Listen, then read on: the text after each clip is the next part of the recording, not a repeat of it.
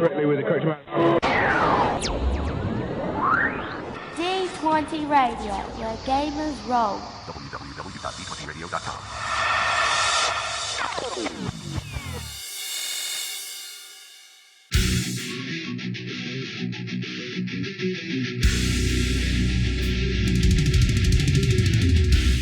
Welcome to Me and Steve Talk RPG, the podcast where me and my friend Steve try and help you get the most out of your role-playing game experience.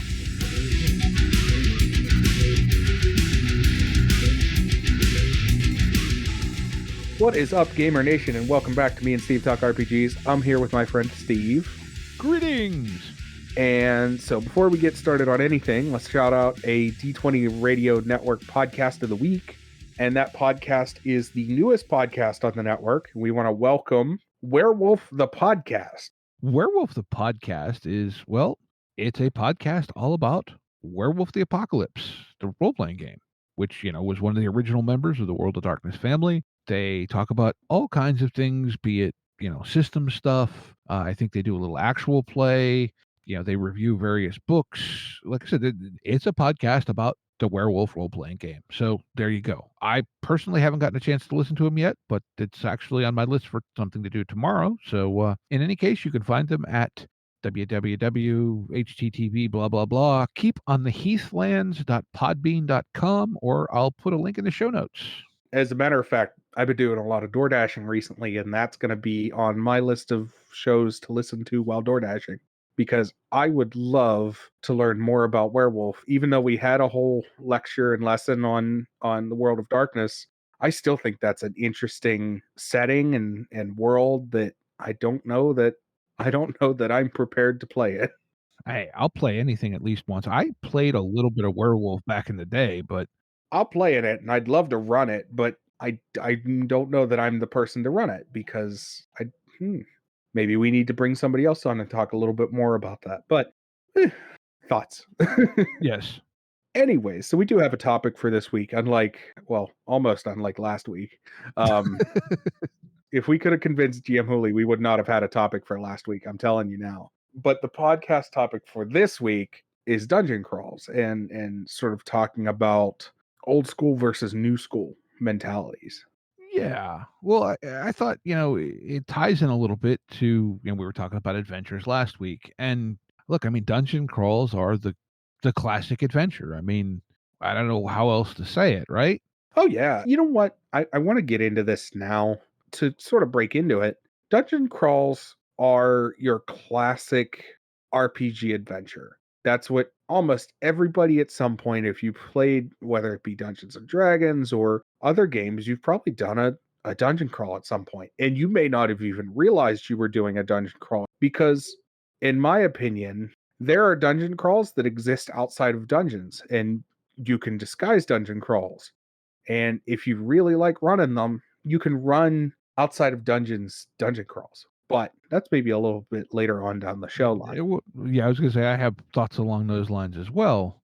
So why don't we start, because I need to get my ideas together. Why don't we start by defining what a dungeon crawl is? Well, to me... Or loosely. Well, yeah. Let's put it this way. The first thing that comes to mind is the classic, you enter some sort of usually underground tunnel and room structure / system and proceed through it, finding things, fighting the bad guys, etc. Often you have traps, puzzles, etc. I think that's... Yeah, I would say that's pretty much it. You're traversing an area while doing puzzles, traps, and fighting creatures to gain loot and experience in that area. Yeah. I think that's the short and sweet of it. What to you makes a good dungeon crawl? Because in my opinion, I'll start. Okay. Sorry. I'm a little scatterbrains right now. It's okay. In my opinion, what to me makes a good dungeon crawl would be any dungeon crawl that is challenging and doing its best not to be monotonous. I think the problem that I have a lot of times with dungeon crawls is that, you do the same thing over and over and over again. You get really tired of it really fast. If I fight in a room once, the next room better not be a fight. It should be, it should really be a puzzle or something. Because when it comes down to it, and in a good dungeon crawl, I would much rather fight, puzzle, traverse, rather than fight, puzzle, puzzle, puzzle, traverse, traverse, traverse. Yeah. When it gets too repetitive, I get really bored with dungeon crawls. Well, I think, yeah, that's, and look, I'm by no means an expert, but I think you've hit on it, is that they do at least have a reputation for getting repetitive. And yeah, I think, like you said, the key is to have variety, have unexpected things. And I don't know what to say those are, because Well, I think one of the biggest unexpected things in a dungeon crawl, and this is something that I don't typically think of, is, and anytime I've done it myself, everybody has always enjoyed it. When I would run AD&D, which is built for dungeon crawls, I would always stick NPCs down in the dungeon for the players to talk to and find out lore and find out what's going on and keep the story progressing. And I think that's something that traditional dungeon crawls didn't have. They didn't have people to talk to. It was all you and your party, and they would just fight their way through. And that was indicative of the game and the game space at that time. And we're gonna talk about D&D and whatever, good, bad, ugly. But at the time, the game was really built to be a miniatures combat game. And so Dungeons and Dragons was built around the idea of going into dungeons and fighting dragons and Mhm. using your minis to do so. And I think, 4th edition does it really well. AD&D can do minis combat really well, surprisingly. I was actually just rereading my AD&D books for something. Just working on something that I might do later on down the line. Hint, hint, wink, wink. Say no Um, more, say no more. Bob's your auntie. All right. Yeah. So, anyways, our British listeners are like, what in the world just happened? But anyways, no, I was going back through AD&D stuff, and I was like, wow, this is really indicative of like a miniatures game. It has rules like it's a miniatures game, and that's effectively what it was when it was designed. Is it was really designed to be one. And that's cool because it makes for a really fun game. And it makes those dungeon crawls, but I think the thing that you have to do is you really should work towards your dungeon crawls being, including more than just fight, fight, fight, puzzle, puzzle, puzzle. Maybe throw some intrigue, maybe throw some story. If you have a good background reason for me to go into the dungeon, oh, I'm down. I'm going.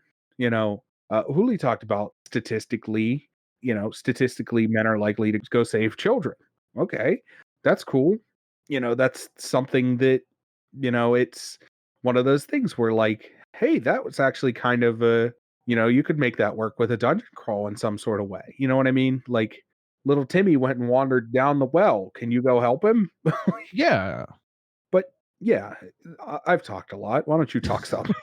Well, I think, like you said, it's, and part of it is, I think the idea of a dungeon crawl has kind of gotten a bad rap in more recent years, as gaming has developed, or role-playing games have developed more into a storytelling medium, as opposed to, like you were talking about, in their origins, they were, so to speak, tactical simulations.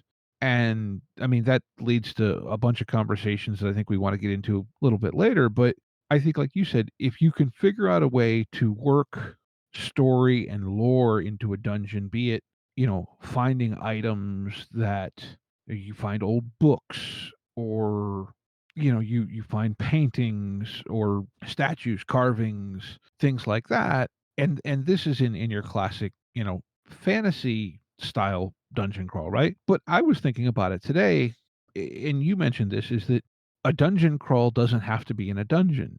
And like, if you think about it, like a classic heist is really a dungeon crawl. Yeah, I was actually just thinking about something, sort of spoilers for Critical Role Season 2, uh, the Magic Fun Ball. Yeah. And that's a very traditional dungeon crawl, but the players were engaged the entire time. Yeah. And it kept an audience engaged for the entire, at least it kept me engaged. I don't know if other people might have been bored, but it kept me engaged the entire time they were in there. I wanted to know what was going on, what was happening, and things kept changing. And that was a very, like, that was a very traditional dungeon crawl, but with a twist. Yeah. And I think that's something that I have issue with, the reprinting of old stories in Dungeons and Dragons, where we're taking these old dungeon crawls and we're not really changing them because they're classics. Okay, but you kind of need to, because what was a classic doesn't mean it's good. Just because it was from the old times doesn't mean it was good, Well, but or it plays to a modern sensibility at all. I think that's the key point right there, is the modern sensibility, because I actually recently heard an interview with, and I don't remember the individual's name, but they're from, I believe it's Necromancer Games, and they're doing some of these, rework, reissues of some of these old classic dungeons for 5th edition. And the individual was talking about specifically some of Gary Gygax's designs. And it made me realize that there's been a major shift in how we play games and what we're after, because he was explaining that in, and forgive me, but I don't remember the specific one that he was working on, but in like Temple of Elemental Evil, which is often considered to be, like kind of Gygax's, big thing, right? Mhm. There's almost no monsters. It's almost exclusively traps, puzzles, etc. But when Gary designed that, he was thinking in terms of this was designed to be a challenge for the player, in the context that you had to play it on a meta level, very carefully, and make sure you ask the right questions and do the right things as a player, not so much as a character. And I think that's where we've seen a shift in the focus of, are we playing from a top down, call it miniatures perspective, or a third person video game, or are we playing through the eyes of our character? Mhm. And I think that's where this kind of old school, new school, and that's where we're reworking some of these is difficult, because they're designed from a completely different perspective. It wasn't about how does Hogar the dwarf get through this dungeon. It was, how does Bob take Hogar through this dungeon. Yeah. It went from I am to I oversee. Well, actually vice versa. I oversee to I am. Yeah, and I don't think it's one of those deals where, right, I'm not saying either one is right or either one is wrong, but when you try and shoehorn one into the other, it doesn't work as well. No, it's that first to third person omniscient switch. It's why metagaming, I think, is I think now why metagaming is so frowned upon, because like AD&D days, there was metagaming like crazy. If you could see something on the board, you saw it, like it was in the map. You know what I mean? Mhm. But now it's like, and it was frowned upon back then too, but now it's even more so, where it's like, oh well, don't metagame outside of, don't include like, and I don't have a problem, like, I understand where both sides come from. No, I don't necessarily condone it all the time, but at the same time, I don't think it's a bad thing in certain circumstances. I think Paranoia is a better game when you metagame that game. Like, it becomes more silly, It Yeah. No, I get yeah, and I I think, I'm I'm losing the forest through the trees, I'm sorry. no, no. I think you're hitting on it though, because it's a game is fun based on playing it the way it's designed to be played, I think. Does that make sense?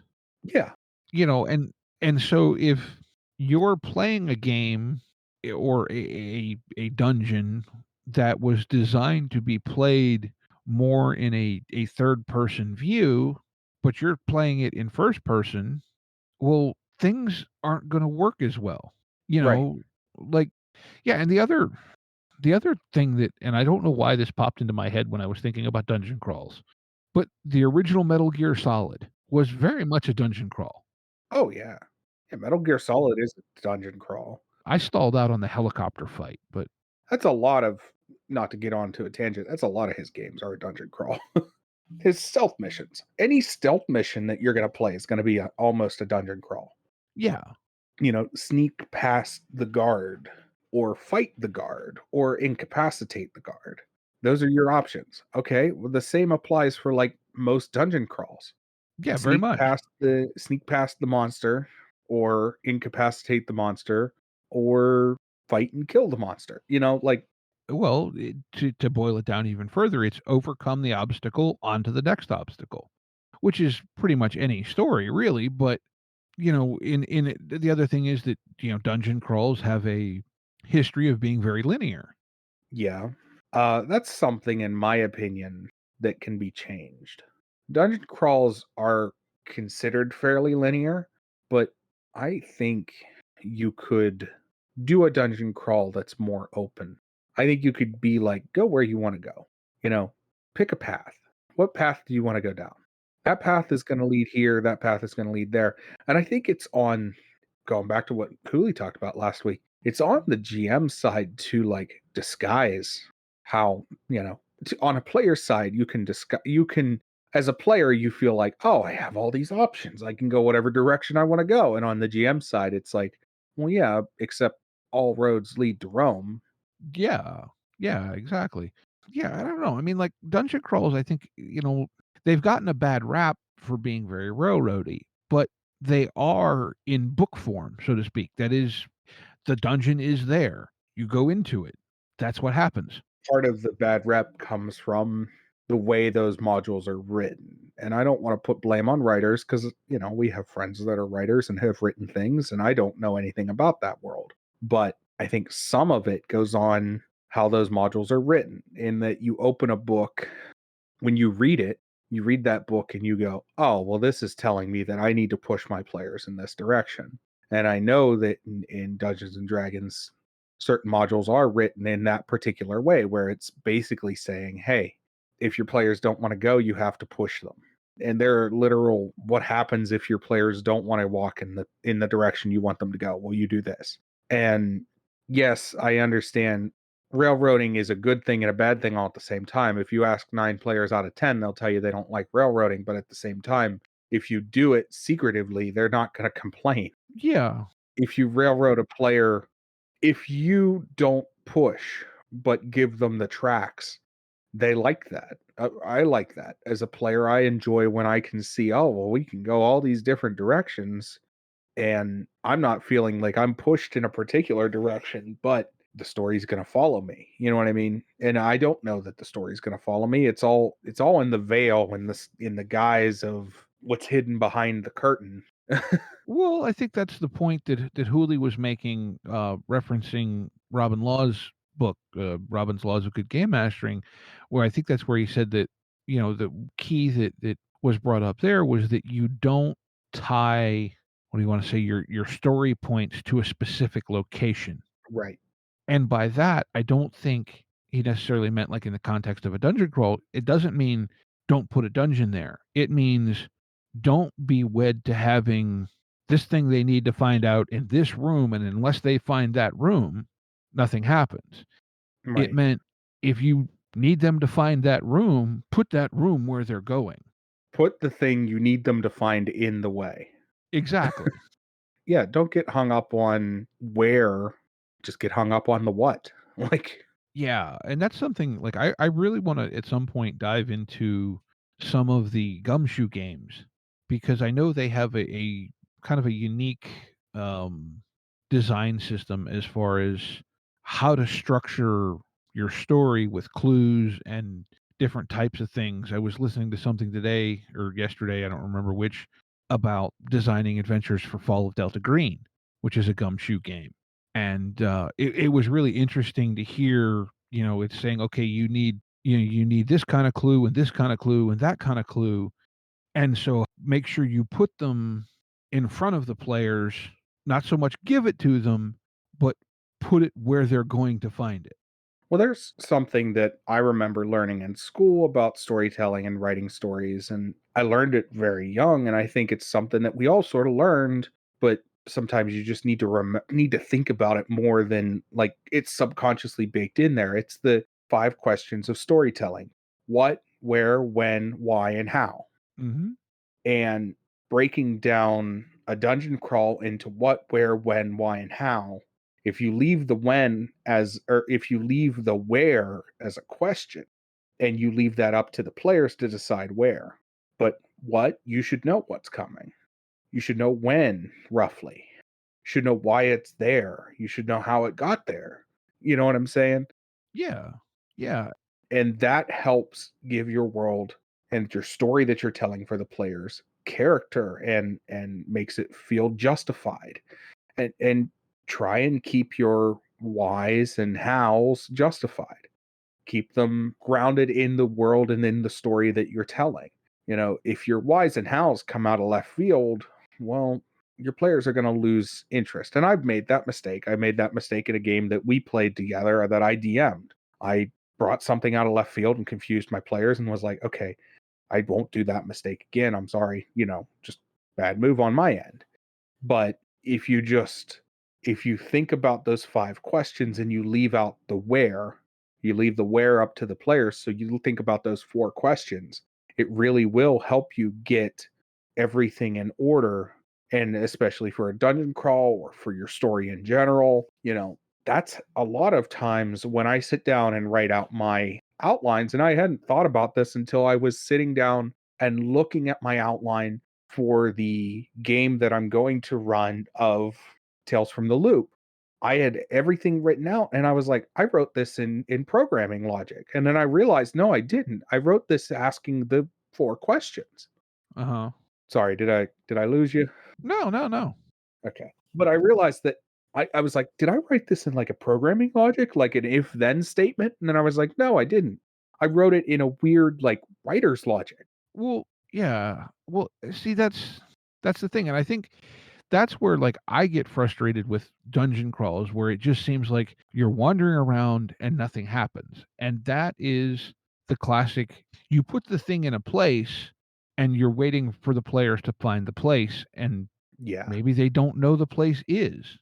Right. Again, that's where you have to move your goals, move your goalposts, make it easier for your players to find things. I'm sorry, I very rarely, and I've talked about this when we talked about fudging dice, but I very rarely fudge dice in the favor of myself. Almost always do it in favor of my players. And the reason for that is that I want my players to have a good time. I want myself to have a good time, but I want my players to have a good time, and moving the goalposts help everybody have a good time Yeah, yeah.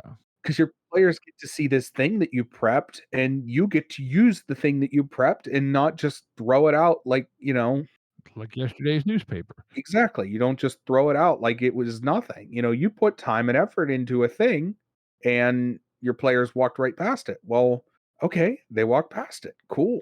Move it. Where are they headed to next? All right, it's there. And just justify the how it got there or why it is there in your own head. That's something that you just have to justify, and maybe if they're a talkative bunch, they could get to the bottom of why this thing is here, or maybe if they're not, it doesn't matter. But that's another, you got to ask yourself those questions, and then like I said, moving the goalposts, moving creatures and puzzles and obstacles. Everything's an obstacle. You have to think about like creatures and puzzles, and especially in a dungeon crawl, as obstacles. And your obstacles are what makes your obstacles are a big part of it. Another big part of it is doing stuff to keep your players engaged.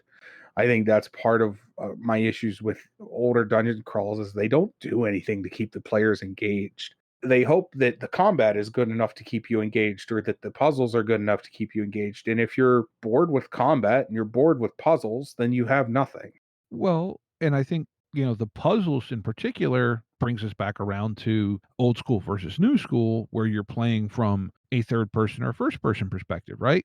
Right. Because, okay, just to reference it because it's for whatever reason on top of my head, Travis Willingham is significantly smarter than Grog was. Okay, so you put a puzzle in front of Travis and you put a puzzle in front of Grog, you're going to get different results. Oh yeah, You absolutely. know, likewise, be it Caduceus and Taliesin. Mhm. Caduceus, from what I understand, did not have a very good intelligence score. Taliesin is very clearly quite an intelligent man. Yeah. But if you're playing from a third person perspective, the puzzle is a challenge to the player. And I think that's where puzzles can be really, really a weird thing because you're probably going to know your players better than you know the characters. But how is your table playing? And are they going to try to solve the puzzle as their character or as the player? And you have to design accordingly. I think that is, and not to cut you off, but I think in my mind, I just had a thought. I'm going to start doing this. That's a question to ask at a session 0. When you approach a puzzle, do you approach that puzzle as a player or do you approach the puzzle as your character? No, that's actually a very valid point. Like, that is a question to ask every player at your table so you can plan accordingly. Yeah. I never thought about it, but you saying that and it just popped in my head. I'm like, I'm going to start asking that when I do, session 0s. I'm going to be like, hey, look, here's the deal. When you walk up to a puzzle, do you look at it as a player and try to solve it as the player first and then, or do you solve it as your character? And if you do solve it as your character, that's, if they don't solve it as their character, that's whatever. If they want to solve it as the player, that changes the type of puzzles that you're going to run. Right. Yeah. And it's, yeah, I like you said, I think that's a very valid thing to bring up at a session 0 because it really is very important to how you approach it in game. Mhm. Boy, that was a deep thought, huh? It got a lot, like, you were saying it, my brain was putting numbers together, and I'm like, that's deep, like, that's a heck of a thing, like, you were saying it, and my brain was like, "Well, but wait, what happens?" Which yeah. Well, that strikes too to, the like you said, the meta versus character and yeah, I don't know that there's a right answer, but I think it is something that maybe, is worth having a discussion with your table about because, it like okay, for example, I have worked around electricity for a long time in my real life work, right? Mhm. So, if you put something that's some sort of circuit logic puzzle in front of me, that section of my brain turns on and goes after it. Well, that's fine, but if I'm playing a character that's a dentist and the only thing he knows about electricity is that when he turns on the switch, the light comes on, that's not a very in character solvable puzzle. But if we're as a table approaching it as the player solving the puzzle, that's like if you're running the game, you can go, yeah, well, I'll put this in there and Steve will figure it out. Yeah. But, you know, my character Sam might not. Well, and it goes to what type of table do you run? What type of table are the players that you have? Are they interested in being super role play? Okay, cool. Then more than likely they're gonna want to solve puzzles as their character. Or are they interested in keeping themselves entertained? And if that's the case, then giving a table a puzzle that is more of a meta puzzle than a character puzzle is going to keep them entertained. Yeah, and it also goes to, do you as a player, do you build characters that in some ways mirror yourself? Are you building characters that are an exploration of something completely not what you are? The character that I'm playing in the Genesis game that you and I are playing is very much kind of, what do you want to say, an alternate version of myself in that he's kind of a gearhead junk hound that likes to put weird stuff together. I mean, you and me both, but like I've described that character as what, Dean Martin mixed with Jerry Lewis? Like, Well, my thought was kind of Cooter mixed with Troy Landry, but oh no, my character, oh, yours? Cole. Yeah. Yeah. I've described Cole as like Dean Martin mixed with Jerry Lewis. Like it's this suave goofball. Like Yeah. No, and right. But like, okay, in presenting challenges to your character, they aren't going to be the same challenge. Your character wouldn't approach things the same way that you do. no. I'm very logical and like I'm very impulsive, but that's just part of who I am. But I'm also very logical about what I do. Everything I do impulsively has some kind of logic behind it. Now Cole is impulsive. He just flies off the handle for no good reason. Like we'll just jump to conclusions because there was a good bridge there, but we didn't need that. And it's interesting. And I like playing characters that are me, but me differently. Yeah. And that's the kind of player I am. Now, I'm not saying that I haven't played characters that aren't me at all. I've played a couple characters that are just, not my type of personality, but it's usually foreign to me. It's a little bit off-putting. It's not off-putting in a bad way, but it's a little bit like, I don't know that not that I hate it, but I don't know that I really care for this. Yeah. And I think this, I don't know if we're tangenting out here. I know this was in kind of my original concept, but I think this also pushes into the concept of, is your game or is your, GMing, whatever, is it adversarial or is it co op? Because in this kind of old school, if you will, Gygaxian model of dungeon design, it is in a lot of ways the GM versus the players in that you're trying to put challenges there for the players to solve. Yeah. And if that's the game that you signed up for, that's great. That's fine. That's what you signed up for. That's what you came expecting. That's what you theoretically anyway would have wanted. But if you came in expecting to look at it in a more first person view, through your character's eyes, that's going to be really, really rough. And it's going to feel like the GM's out to get you. Yeah. Adversarial GMing is something that I've only done it a handful of times, and I would like to do it less or more. I don't know. I want to play Paranoia, which means that I need to be more adversarial as a GM. But um, But that's baked into the concept. yeah, that's that comes with the game. In a game that it's not necessarily so baked into the concept, adversarial GMing is a little bit off-putting, in my opinion. But it's all personal preference. Some people like it to be the us versus them fight, where it's like, oh, the GM's going to throw obstacles my way, and I'm just going to overcome them, or my character's just going to overcome them. It's the roller coaster lot. It's the do you prefer it to be real life, because real life throws obstacles your way all the time, and you're constantly having to overcome them, whether you like it or not. And adversarial GMing is something that I've done a little bit of when absolutely necessary, as a way to keep a party in check, we'll say. Where say a party is so to go back quite a ways, say a party's getting into a power spiral. That's a point at which you're going to start getting into a little bit of adversarial GMing to try and stop that power spiral. That's just something that happens. Yeah.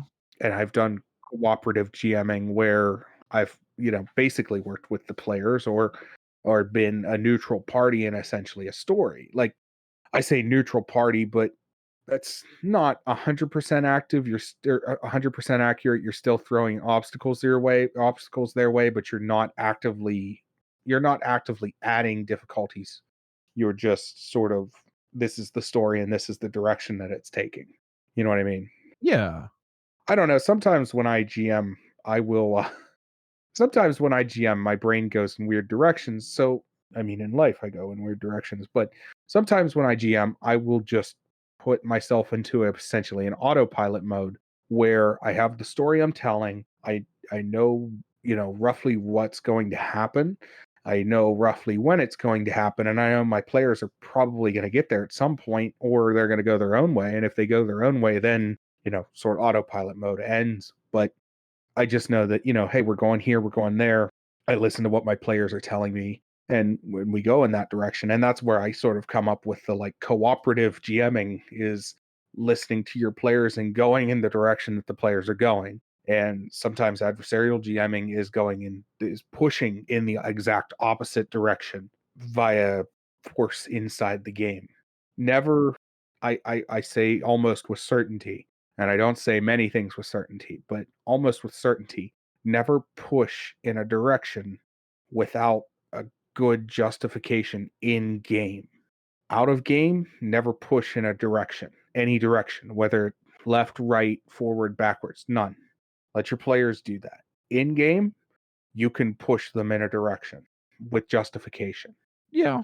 I mean, I think I wouldn't say 100% because sometimes, depending on it, specifically with maybe more investigation based games, you might need to, you know, sometimes people will get a hold of an idea and be dead set that that's what's going on.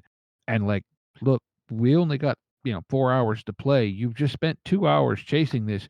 You're going the wrong direction. And you try to communicate that, by nudging them, but Well, I think sometimes they then don't get you it. need to, not to disagree with you completely, but I think then you need to bring in an in-game nudge, and not just a nudge, but an in-game somebody that knows what's going on and come in and go, "You're going in the wrong direction. Stop looking here. You need to look over here."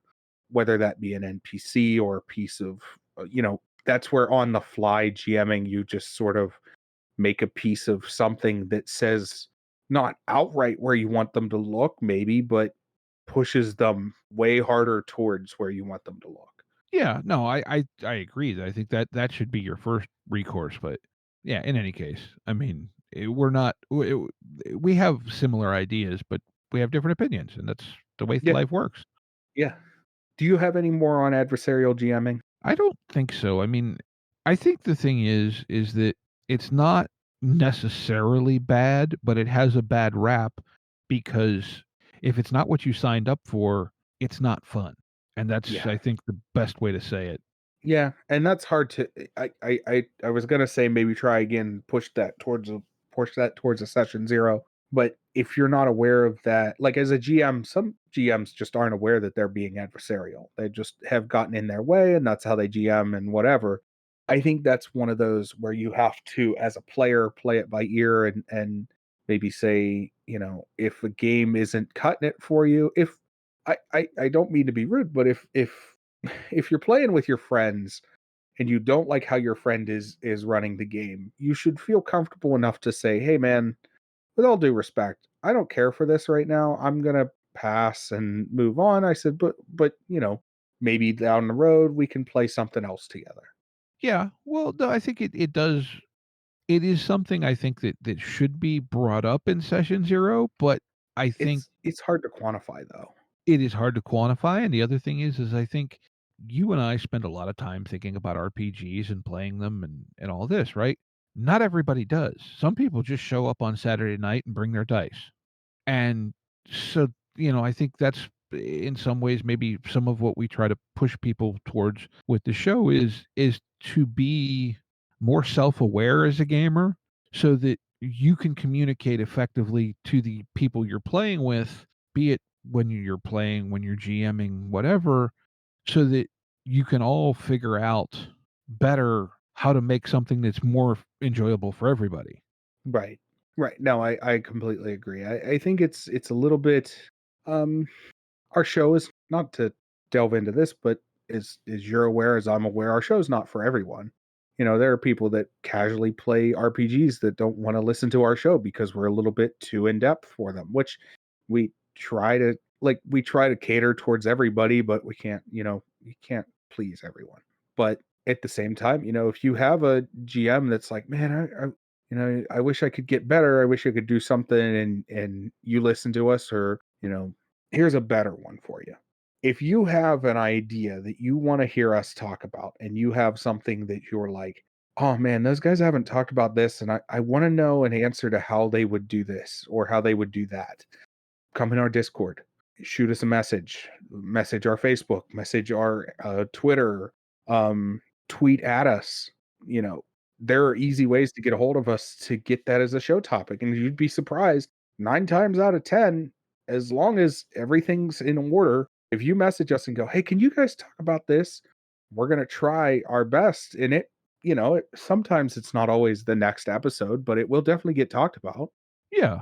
I mean, and well, and to be quite frank, I mean, we have a list of stuff that, okay, we want to talk about this or whatever, but half the time, at most, we figure out what we're going to talk about 6, 7 hours in advance. Day of, yeah.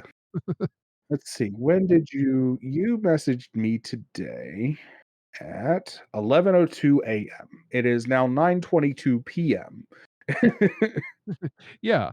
So, I mean, yeah, in a lot of cases, yeah, we'd like to have maybe, a couple shows in the can. So it might be a couple weeks before we could get to it. But yeah, I mean, it's something that, and even if nothing else, if you bring it up on the Discord or, message one of us, whatever, I mean, I don't know. I'm not going to speak for you, Steve, but I'll happily have a conversation with pretty much anybody about gaming topics. Hey, let me tell you a secret. Tuesday nights at about 7 p.m. Eastern Standard Time, I'll be in our Discord and general chat. That's becoming a constant thing, is that Tuesday nights I go into our general chat and I'm there to talk about either the show, gaming topics, anything you want to talk about, come hit me up. I will talk about just about anything. And that is legitimate. In our Discord, come in, you see our general chat channel. If it's about 7 o'clock, I'll be in there. I'm usually in there for roughly an hour. I might be in there longer. I might not. It depends on who shows up for the evening. But 7 o'clock, Tuesday evening, 7 p.m. Eastern Standard Time, general chat in our Discord. And that's me and Steve Talk RPG's Discord. Me and Steve RPG's Discord, sorry. And as always, that's in the show notes. You can find our links for that. Facebook, Discord, Twitter. I know the link for the Discord is, I believe it's pinned to the top of the Twitter. Yeah, it's also pinned to the top of the Twitter, and I need to update our Facebook, but we don't use Facebook very often. But it doesn't mean that if you message our Facebook, I'm not going to respond. It just means that we don't post on Facebook very often. Yeah. You could actually look to, I think both of us follow reasonably closely the D20 Network Facebook group. Yep.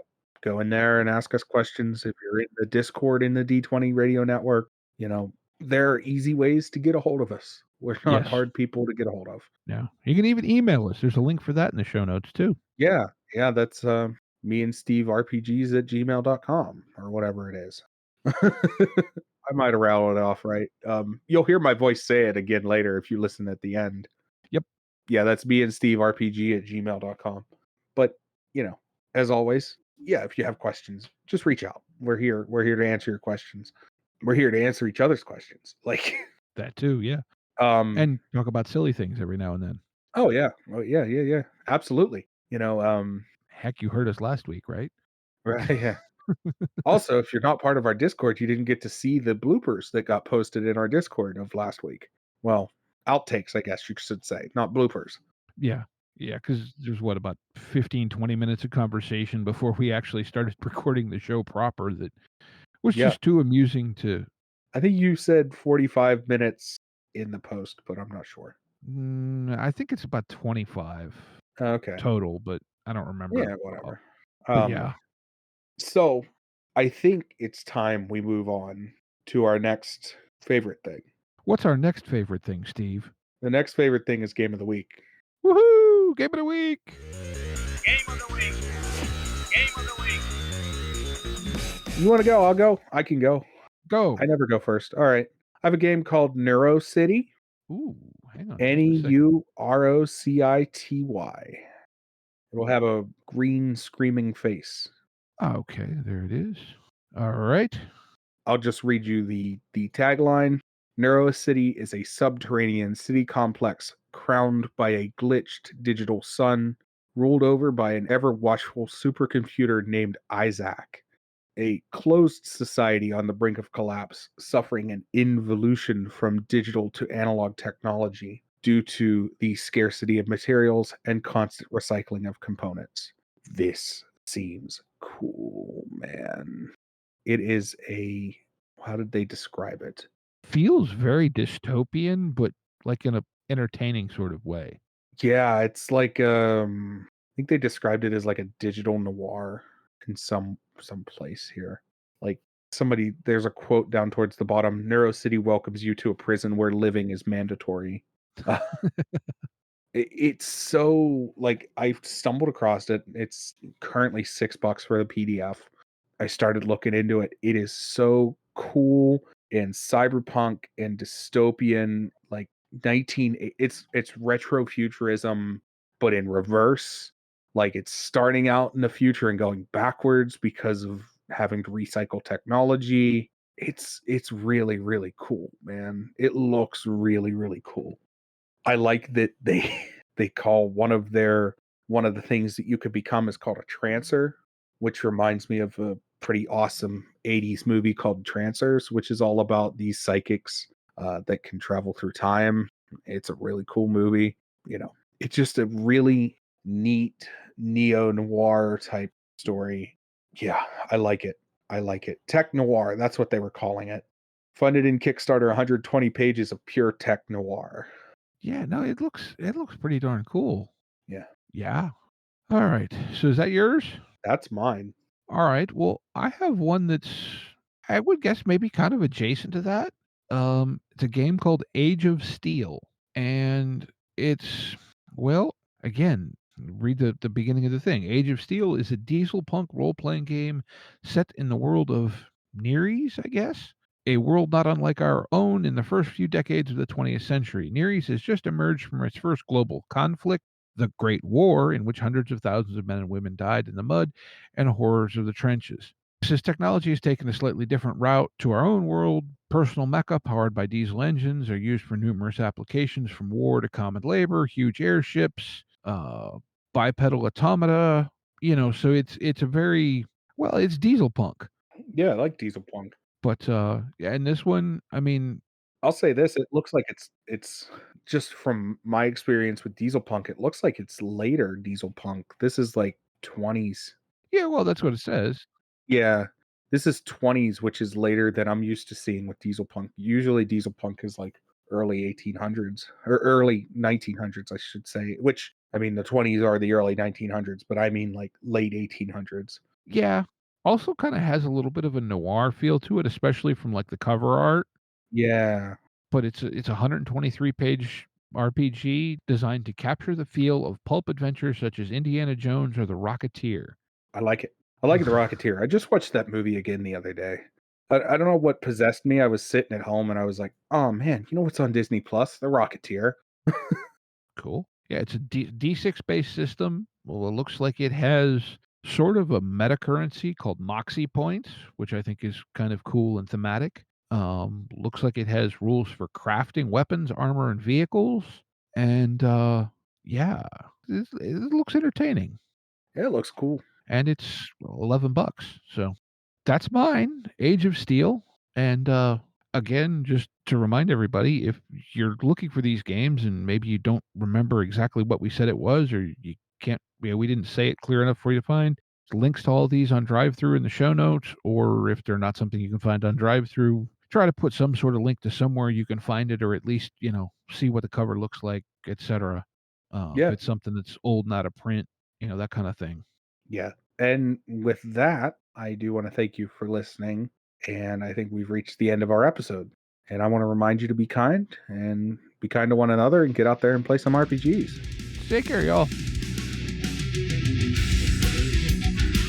Intro and outro music by the band 12 Noon. You can email us at meandsteverpg@gmail.com. You can find us on Twitter and RPGs. Find us on Facebook at Me and Steve RPG Podcast, on Discord at Me and Steve RPGs. And as always, all of these links are in the show notes.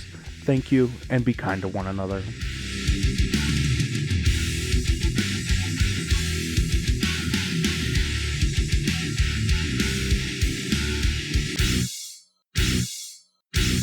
How much for the cigar? Cigar, $20, dog. You gotta go down the street to the store and buy that.